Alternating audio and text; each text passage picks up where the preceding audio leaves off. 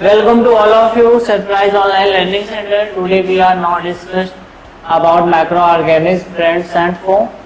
And second video है आपका ये क्लास 8 साइंस. तो इसमें हम प्रीवियस वीडियोस में कुछ जनरल चीजें एक तरह से समझिए कुछ इंट्रोडक्शन पढ़े थे. तो आज हम नेक्स्ट पढ़ेंगे उसी में माइक्रो ऑर्गेनिज्म. तो कल प्रीवियस वीडियोस में बताए थे कि माइक्रो ऑर्गेनिज्म होते क्या हैं. तो क्या होते हैं जो हमें नग्न आंखों से नहीं दिखते, जो हम किसी की सहायता से देखते हैं.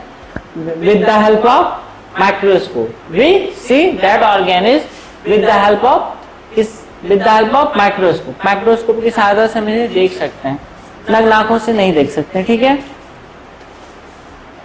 आपने बहुत सारी चीजें देखी होंगी ऐसे कि बिना वजह की, जैसे फूड स्पॉइलेट मतलब ब्रेड में पड़ जाते हैं, या फिर आप देखिए ये आपका एल्गी जो लग जाती है फर्श पे बारिश के टाइम में, काई जो होती है ना.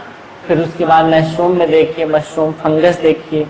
फिर कुछ होते हैं जो एकदम से नहीं दिखाई देते, उन्हें माइक्रोस्कोप की सहायता से देखते हैं. हालांकि जो फंगस होते हैं जो ब्रेड पे आपके स्पॉइलेट पड़ते हैं, स्पॉट पड़ते हैं छोटे छोटे, वो तो केवल कलर दिखते हैं ना, लेकिन जीव नहीं दिखता. जीव कब दिखता है? जब आप माइक्रोस्कोप में देखते हैं. ठीक है. तो माइक्रो ऑर्गेनिज्म क्या होते हैं, हम इन्हें कैसे देख सकते हैं. We see with the help of that organism we see with the help of microscope. तो हम ऐसे जानवरों को माइक्रोस्कोप की सहायता से देख सकते हैं.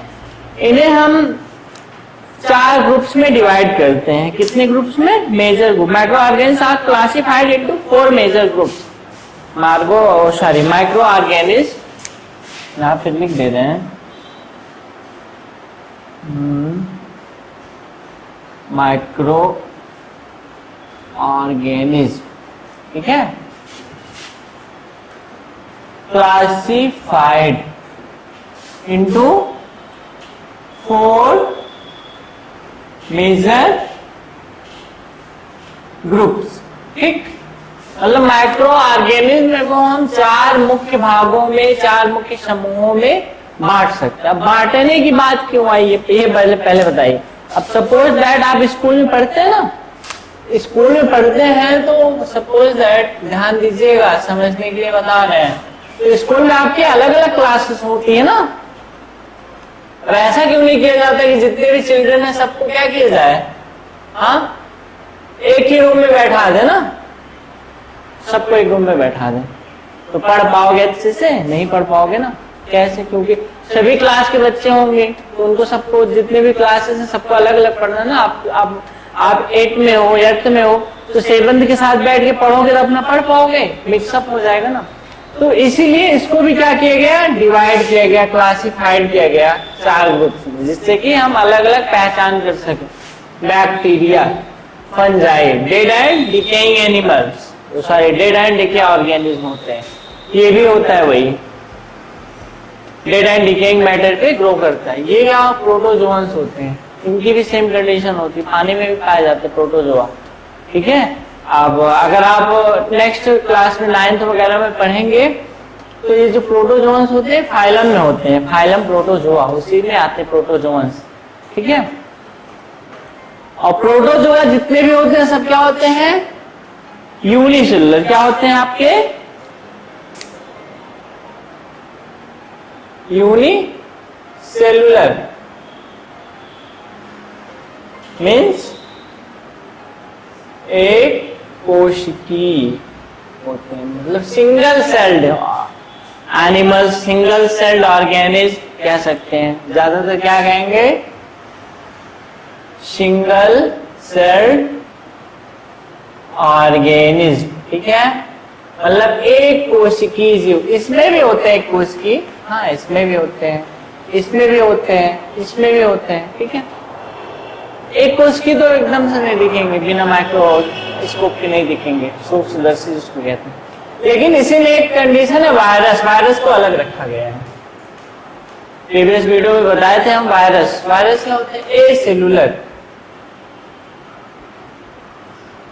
ठीक है. मतलब कि एब्सेंट ऑफ सेल या एब्सेंट मतलब कि कोशिका की अनुपस्थिति होती है, ध्यान दीजिएगा। बड़े खतरनाक किस्म के होते हैं, डेंजरस होते हैं, ठीक है, वायरस होते हैं ये ग्रो। लेकिन अब ये भी मन में सवाल आता है, ग्रो कैसे करते होंगे, हाउ कैन ग्रो, है ना। अगर ग्रो की बात की जाए तो ये किसी भी लिविंग सेल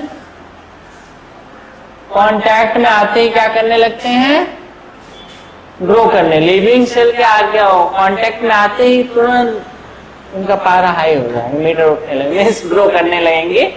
1 से 2, 2 से 4, 4 से 8 ऐसे ग्रो करते जाते हैं, ठीक है। और एक चीज और ध्यान दीजिएगा, अगर इन्हें सॉलिड फॉर्म में रख दिया जाता है, ठीक है, सॉलिड फॉर्म में रख दिया जाता है तो 1000 ईयर तक, हजारों साल तक वैसे, मान लीजिए आप कांच की शीशी में रख दिए और वो हजारों साल तक वैसे पड़े, कोई दिक्कत नहीं, कोई चेंजेस नहीं। हाँ, लेकिन चेंजेस कब आएंगे, हम पहले भी बता चुके थे, जैसे ही ये क्या होंगे,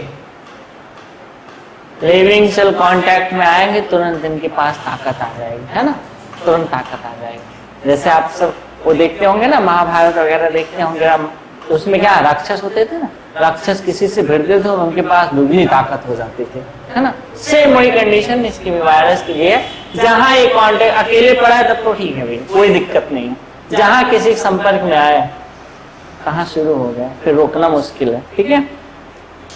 तो आइए नेक्स्ट देखते हैं हम। तो वायरस की बात हो गई, वायरस किसी भी एनवायरमेंट में रह सकते हैं, ठीक है। और अगर इन सब की भी बात की जाए तो ये सब भी सभी तरह के एनवायरमेंट्स में क्या करते हैं, ग्रो कर जाते हैं, हैबिटेट होते हैं, मतलब आदती होते हैं। और अगर बैक्टीरिया के बारे में हम बात करें तो बैक्टीरिया ऐसे होते हैं, ऐसे बैसिलस टाइप, रॉड टाइप के, ठीक है, इस तरह के बैक्टीरिया होते हैं आपके, ठीक है, जो देखने में, बाकी वैसे अगर माइक्रोस्कोप से देखोगे तो और सारी तो उनमें दिखेंगी, और कुछ इस तरह से भी होते हैं, ये ध्यान दीजिएगा।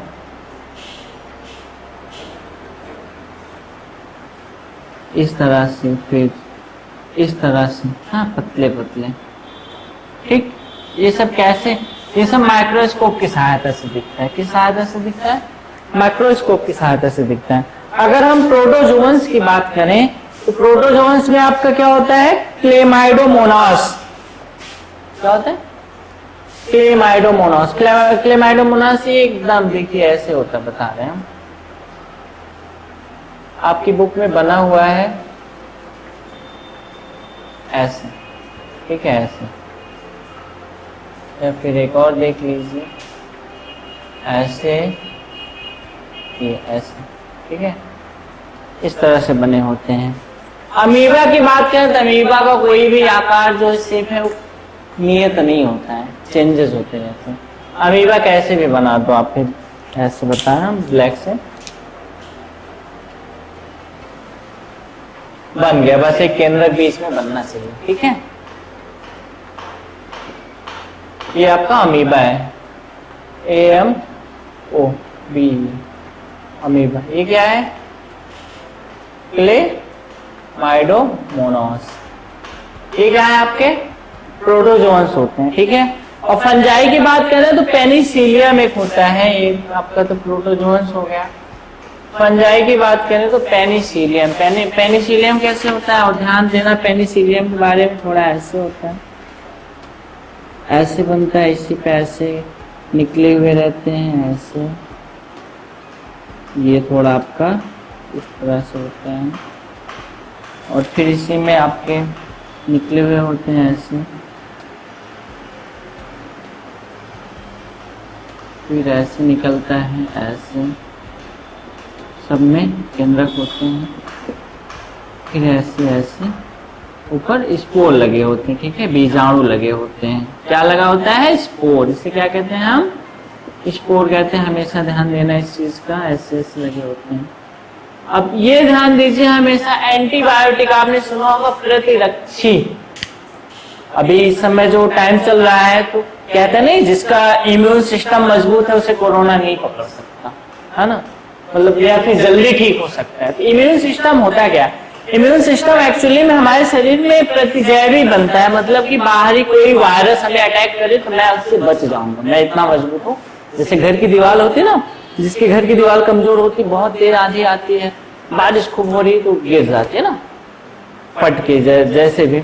लेकिन जिसकी दीवार मजबूत होती है उसकी क्या होता है, बारिश आए चाहे आधी आ जाए, चाहे जो आ जाए, चाहे तूफान आ जाए, गिरना नहीं उसको। तो सेम कंडीशन हमारे शरीर का भी होता है। हमारे शरीर में इम्यून सिस्टम बनते हैं, ठीक है, प्रतिजैवी, जो क्या करता है, या प्रतिरक्षा तंत्र, इम्यून सिस्टम वो क्या करता है, बाहरी आघातों से हमारी रक्षा। बाहरी आघात मतलब वायरस, बैक्टीरिया, फंजाई, एल्गी, जो भी माइक्रो ऑर्गेनिज्म XYZ, ठीक है। ज्यादातर हमें प्रोटोजोन से दिक्कत होती है, वायरस से दिक्कत होती है, बैक्टीरिया से। कैसे आते हैं हमारे शरीर में, भोजन के द्वारा, पानी के द्वारा, हवा के द्वारा, है ना। कभी कभी ध्यान दीजिए, जुकाम किसी को हुआ, अगर उसके संपर्क में आ गया, जुकाम हो गया। अगर इम्यून सिस्टम बहुत मजबूत है तो संपर्क में अगर आ गए, कांटेक्ट में, तो हमें जुकाम नहीं होगा, है ना। हमेशा रहोगे तो हो सकता है, लेकिन एक बार संपर्क में आ गए, लेकिन फिर बच गए, जिसका मतलब आपका इम्यून सिस्टम जो एकदम स्ट्रांग है, A1 क्लास का, ठीक है। ये आपका क्या है, ये पेनिसिलियम है। क्या है, पेनिसिलियम। अब पेनिसिलियम की अगर बात करें तो फर्स्ट एंटीबायोटिक्स जो थी, फर्स्ट प्रतिजैविक जो थी, इसी से बनाई गई थी। और किसने बनाया था, अलेक्जेंडर फ्लेमिंग साहब, ये साइंटिस्ट थे, ठीक है। अलेक्जेंडर फ्लेमिंग ने क्या बनाया था, पेनिसिलिन। पेनिसिलिन क्या होती है, एंटीबायोटिक्स होती है, प्रतिजैवी होती है, ठीक है। तो ये क्या है, आपका फंगस है। तो अब यहाँ पे क्या हुआ, ये मित्र हुए हमारे, फ्रेंड हुए नहीं हुए, क्योंकि हमारी सहायता कर रहे हैं किसमें, एज ए मेडिसिन। अभी हम आगे नेक्स्ट वीडियो में चर्चा करेंगे इन द फॉर्म, मतलब कि मेडिसिन में, मेडिसिन कंपनी में, या फिर बेकरी में, है ना, एग्रीकल्चर में, कहाँ कहाँ पे फायदेमंद है, कहाँ कहाँ पे नुकसानदायक है। अब बैक्टीरिया जो है, बैक्टीरिया क्या करता है, फूड स्पॉइल है, फूड पॉइजनिंग करता है। सब बैक्टीरिया नहीं करते हैं, ठीक है। फूड पॉइजनिंग का मतलब खाने को जहरीला बना देता है। अब सपोज दैट कभी आप जब खुला हुआ खाना खाते हैं, या फिर किसी दुकान की खुली हुई चीज खा लेते हैं, आपको वोमिटिंग होने लगती है, लूज मोशन होने लगता है, डिहाइड्रेशन हो जाता है, अजीब तरह की वो, मतलब कि मन हो जाता है आपका अजीब तरह के, वोमिटिंग अजीब तरह के होते हैं ना, कुछ पचता नहीं। ये सब किसकी वजह से, सब ये होते हैं बैक्टीरिया साहब, जो हमारे बैक्टीरिया साहब है ना, यही करते हैं। सब कैसे करते हैं, आप भोजन में किया, आपके कांटेक्ट में आया, अंदर चला गया, ग्रो कर गए, ग्रो करने के बाद भोजन को नष्ट कर दिया, खराब करने लगे, तो क्या होगा, हमारी तबीयत खराब होगी ना। ये क्या, हमारे फो है, शत्रु है। लेकिन कुछ बैक्टीरिया है जो लैक्टो है, कल भी बताया, सॉरी प्रीवियस वीडियो में बताए थे, जो लैक्टोज होते हैं, ठीक है, या लैक्टोबैसिलस, क्या करते हैं, दूध को दही बनाते हैं। तो दही हमें कहाँ से मिलेगा, बैक्टीरिया बना रहा है ना, तो वो फायदेमंद है, वहां फायदेमंद है, वहां मैं उसको कुछ नहीं बोलूंगा। लेकिन यहाँ क्या कर रहा है, हमारा नुकसान कर रहा है। दूध है, दूध को उबालोगे नहीं, वैसे रख दोगे, उबाल के भी रख दिए, पता लगा कि काफी टाइम हो गया, अच्छे से नहीं उबाले, तो क्या होगा, खराब हो जाएगा ना। तो बैक्टीरिया की वजह से खराब हो रहा है, ठीक है। खाना है, रखा हुआ है, सुबह का खाना, ठीक है, सुबह आप रख दिए, 2-3 घंटे बाद आप देख रहे हैं खराब हो गया। इसीलिए फ्रिज में रखते हैं। फ्रिज का यूज क्यों करते हैं, बैक्टीरिया से या माइक्रो ऑर्गेनिज्म से बचने के लिए, कि जिससे हमारा भोजन खराब ना हो। वो वहां पे टेम्परेचर 0 रहता है, वहां पे ग्रो नहीं कर पाते हैं, ठीक है। ठंडियों में खाना कम खराब होता है, गर्मियों में कुछ ज्यादा खराब होता है, क्योंकि ये जो है बैक्टीरिया जो है, माइक्रो ऑर्गेनिज्म जो है, ये अनफेवरेबल होते हैं ठंडियों में, मतलब ग्रो नहीं कर पाते जल्दी। लेकिन गर्मियों में क्या करते हैं, फेवरेबल होते हैं, अनुकूल अवस्था होती है इनकी, ग्रो कर जाते हैं और उसको खराब कर देते हैं, स्पॉइलेट, ठीक है। मतलब कि वो क्या हो जाता है, प्रदूषित हो जाता है, ठीक। तो अब एल्गी की बात आ गई हमारी। एल्गी में नॉस्टॉक, एनावेना, ये सब आप ये देंगे जो स्पेस में जाते हैं, ठीक है। एल्गी जो होती है, इनमें प्रचुर मात्रा में बीटा प्रोटीन्स वगैरह होते हैं, मिनरल्स होता है, इसका टैबलेट बनता है। लोग वहां खाना नहीं खा पाते, इसको दांत के नीचे मुंह में दबाए रहते हैं और उससे उनको एनर्जी मिलती है जो स्पेस में जाते हैं, ठीक है। तो एल्गी से मिलता है, और एल्गी में आयोडीन की मात्रा होती है, ठीक है। कुछ लोग जो साउथ वाले होते हैं जहाँ समुद्र के किनारे ज्यादा है, तो समुद्री अलगियों को क्या करते हैं, समुद्री अलगी को खाते हैं एज अ फूड, भोजन के रूप में सुखा के यूज किया जाता है। इसमें आयोडीन की मात्रा पाई जाती है। आयोडीन की कमी से कौन सा रोग होता है, घेघा रोग होता है, गोइटर, जो यहाँ लटक जाता है, वो भी ये। तो क्या इसका मतलब क्या समझे कि फायदेमंद तो ही है ना, नुकसानदायक तो नहीं। अब बैक्टीरिया की बात अगर करें एंडोफिक्सेशन में, तो क्या कर रहे हैं, एंडोफिक्सेशन हमारा कर रहे हैं ना, हमारे लिए फायदेमंद है, नुकसानदायक तो नहीं। कुछ बैक्टीरिया है जो हम हाउस होल्ड कचरे जो होते हैं, ऑर्गेनिक कचरे है ना, कार्बनिक कचरे, जैसे फलों का छिलका हुआ, चाय पत्ती हुई, चाय बनाने के बाद और भी कचड़े हुए, ये सब क्या होता है, आप फेंक देते हो ले जाके ना, धीरे धीरे वो सड़ जाता है, सड़ के बड़ी अच्छी खाद बनती है, काली काली एकदम ना। तो किसकी वजह से होता है, बैक्टीरिया की वजह से होता है। फंगस की बात करें अगर, फंजाई तो एज मेडिसिन रूप में यूज ही कर रहे हैं, ठीक। तो बस आज के लिए इतने ही, बाकी नेक्स्ट पढ़ाएंगे इनका किस किस फैक्ट्री में, किस किस क्षेत्र में क्या क्या उपयोग होता है, ठीक है। Thank you watching for my video, बने रहिए हमारे साथ, पढ़ते रहिए।